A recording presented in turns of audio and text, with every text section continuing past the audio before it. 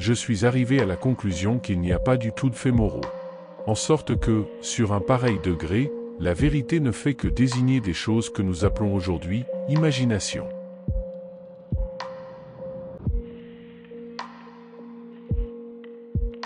De tout temps on a voulu améliorer les hommes. C'est cela, avant tout, qui s'est appelé morale. Mais sous ce même mot moral se cachent les tendances les plus différentes. La domestication de la bête humaine est une amélioration.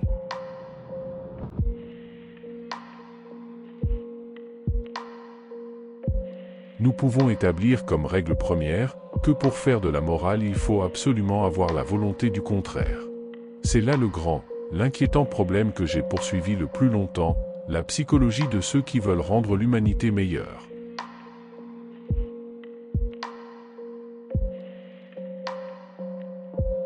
Tous les moyens par lesquels, jusqu'à présent, l'humanité devrait être rendue plus morale, étaient foncièrement immoraux.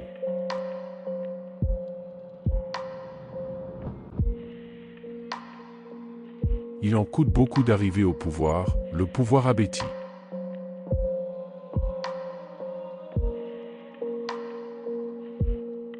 Que l'éducation, la culture même soit le but et non l'empire.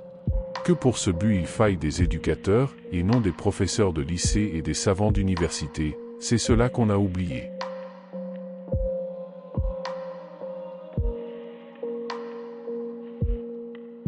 Une espèce supérieure d'hommes, soit dite avec votre permission, n'aime pas les carrières, et c'est précisément parce qu'elle se sent appelée. Elle a le temps, elle se prend le temps, elle ne pense pas du tout à finir.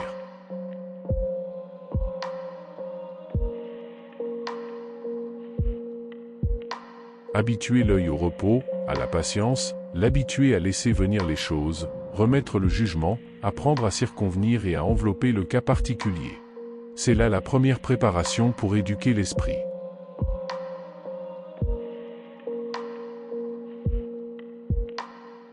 Ne pas réagir immédiatement à une séduction, mais savoir utiliser les instincts qui entravent et qui isolent.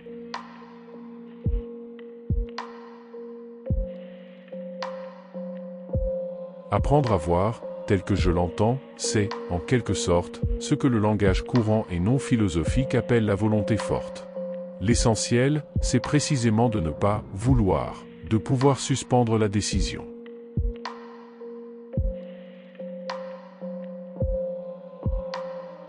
Tout acte antispirituel et toute vulgarité repose sur l'incapacité de résister à une séduction. On se croit obligé de réagir, on suit toutes les impulsions. Dans beaucoup de cas, une telle obligation est déjà la suite d'un état maladif, d'un état de dépression, un symptôme d'épuisement.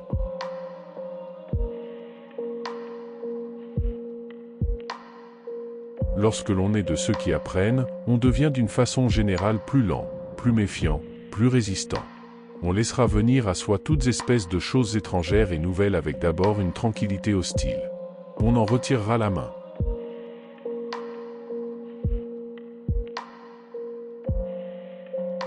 Savoir danser avec les pieds, avec les idées, avec les mots, faut-il que je dise qu'il est aussi nécessaire de le savoir avec la plume, qu'il faut apprendre à écrire ?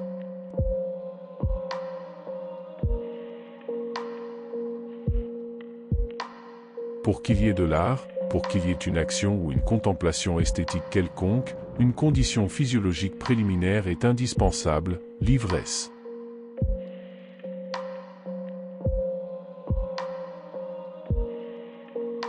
L'essentiel dans l'ivresse, c'est le sentiment de la force accrue et de la plénitude. Sous l'empire de ce sentiment on s'abandonne aux choses, on les force à prendre de nous, on les violente, on appelle ce processus « idéalisé ».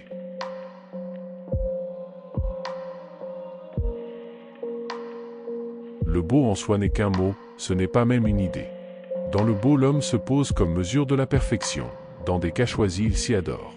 Une espèce ne peut pas du tout faire autrement que de s'affirmer de cette façon.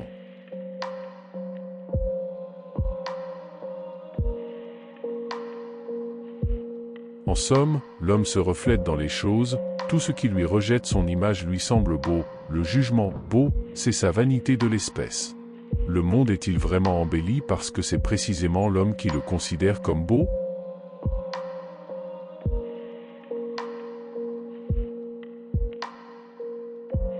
Au point de vue physiologique, tout ce qui est laid, affaiblit et attriste l'homme. Cela le fait songer à la décomposition, au danger, à l'impuissance.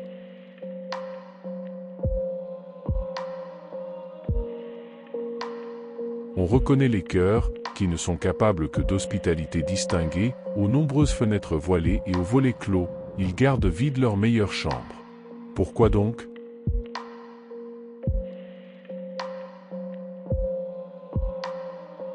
Nous sommes déjà au-dessus des choses que nous pouvons exprimer par des paroles. Dans tous les discours, il y a un grain de mépris. Le langage, semble-t-il, n'a été inventé que pour les choses médiocres, moyennes, communicables. Avec le langage, celui qui parle se vulgarise déjà.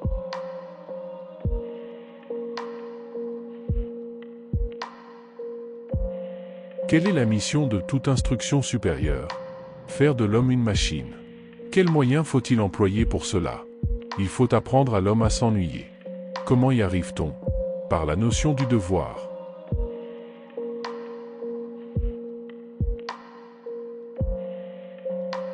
L'amour de soi ne vaut que par la valeur physiologique de celui qui le pratique. Il peut valoir beaucoup, il peut être indigne et méprisable. Chaque individu peut être estimé suivant qu'il représente la ligne ascendante ou descendante de la vie.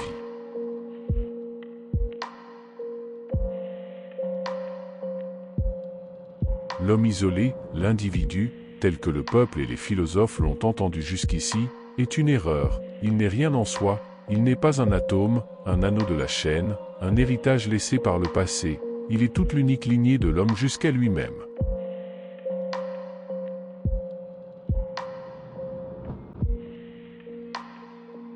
Qu'est-ce que la liberté? C'est avoir la volonté de répondre de soi. C'est maintenir les distances qui nous séparent. C'est être indifférent au chagrin, aux duretés, aux privations, à la vie même. C'est être prêt à sacrifier les hommes à sa cause, sans faire exception de soi-même.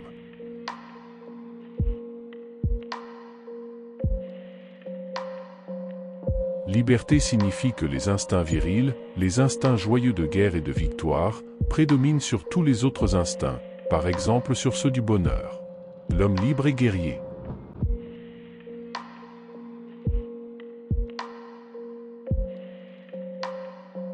Il faut avoir besoin d'être fort, autrement on ne le devient jamais.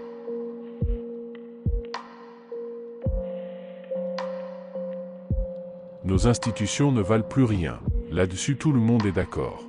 Pourtant la faute n'en est pas à elles, mais à nous. Tous les instincts d'où sont sortis les institutions s'étant égarés. Celles-ci à leur tour nous échappent, parce que nous ne nous y adaptons plus.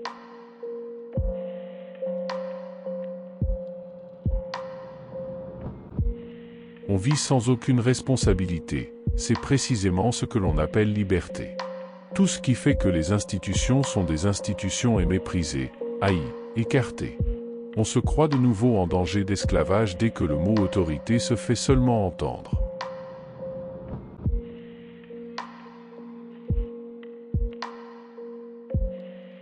Notre idée moderne de la liberté est une preuve de plus de la dégénérescence des instincts.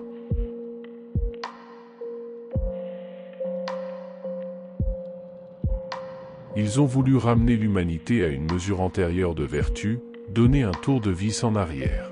La morale a toujours été un lit de Procuste. Même les politiciens ont imité en cela les prêcheurs de vertu.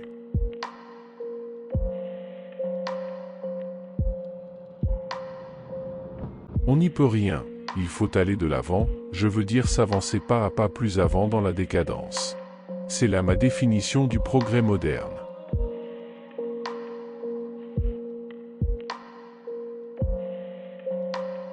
Le danger qu'il y a dans les grands hommes et dans les grandes époques est extraordinaire. L'épuisement sous toutes ses formes, la stérilité les suit pas à pas.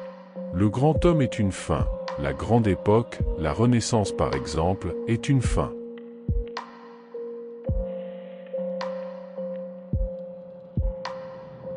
C'est le corps que l'on doit tout d'abord persuader.